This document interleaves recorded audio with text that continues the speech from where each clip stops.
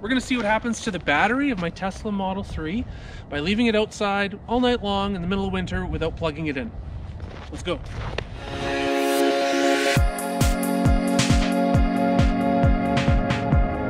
So a lot of folks have been asking me about leaving the car out overnight unplugged in the cold. How does it do? So I'm gonna do a little test tonight. It's gonna be a little bit chillier tonight. It's going down to about minus 17, minus 18 degrees Celsius. I'm gonna park the vehicle out front of my house, and yeah, we're just gonna leave it sit out. I won't plug it in. I'll show you what the energy is like right now, and then we'll check it out in the morning, and we'll come back out and we'll see how cold is the poor little car. I also have to attempt to fit this into this spot. Oh man.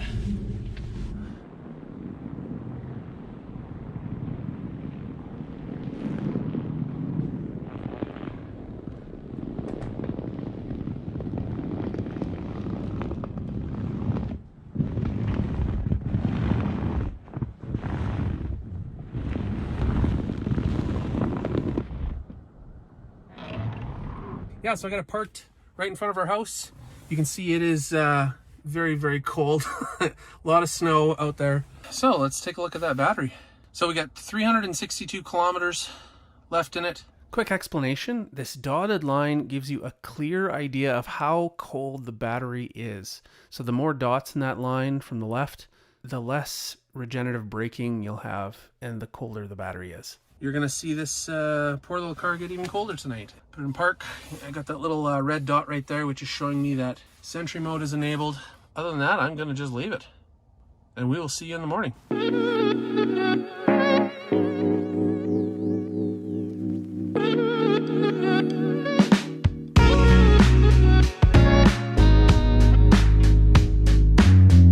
So the Tesla sat outside peacefully for just under 16 hours.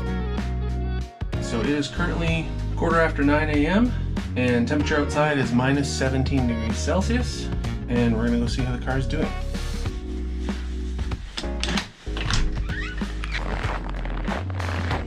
So I haven't touched the app, I haven't touched anything yet, but you notice that actually the cameras are defrosted, and I think that's Sentry mode. By having Sentry mode activated, it keeps the cameras clear overnight. So it's obviously using a lot more energy than if you were to turn Sentry mode off. Okay, so the first thing you're going to notice is we now have 318 kilometers of range, but there's an asterisk on that, and the asterisk is that blue line that you see on the battery there, also shown a snowflake in the display.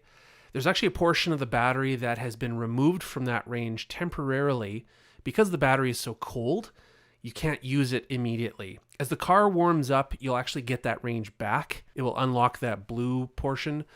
But for right now, we're seeing a loss of 44 kilometers overnight, or about 9% of my battery. But I would estimate that that blue portion represents 4 or 5% that I would actually get back. So the true loss overnight is only about 5%. Now, this isn't quite the full picture. We need to go for a drive. And being a real-world test, I'm going to preheat the car for a few minutes too to melt some of that snow and make it nice and comfortable inside. So let's blast the heat. So I sped things up a bit here, but you can see in the app that it was 3 minutes and it is plus 25 inside the car. It is a quick warm up. Left it going a couple more minutes just to get the glass defrosted. So after a bit of a preheat, it's 9:25 a.m., 9:26, and battery's got 310. Still got that snowflake on it, so I'm going to do a little bit of driving. Wipers and get rid of the rest of that snow.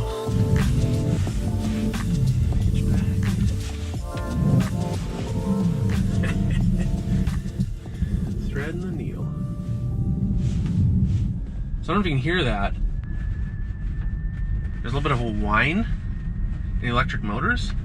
I believe that's because the motors are actually putting a little bit of resistance in to purposely heat the battery.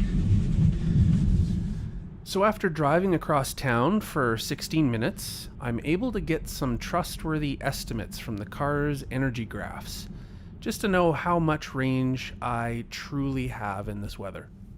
So in town, with my current driving habits, projected range 194 kilometers.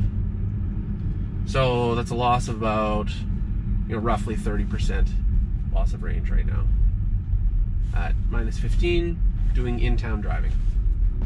So this is exactly why many folks will actually switch the battery display indicator from being kilometers or miles into percentage. And then for short trips, don't even worry about it. And for longer trips, you can use the trip indicator to know how much percentage it's going to take based on your rolling energy consumption to get to your destination. So all of this really to say the Tesla takes good care of its battery, even in the cold winter, so don't stress about that.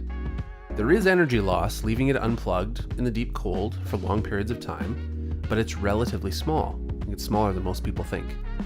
And finally, we've been seeing range loss in the winter of up to about 40%. So for some hard data on that, here's a graph that comes from the Stats app that shows our car's average efficiency over the kilometers driven. And you can clearly see how the car does in Canadian summer here, where it gets, plus 15, plus 20, plus 25, versus winter over the last year where it gets minus 15, minus 20.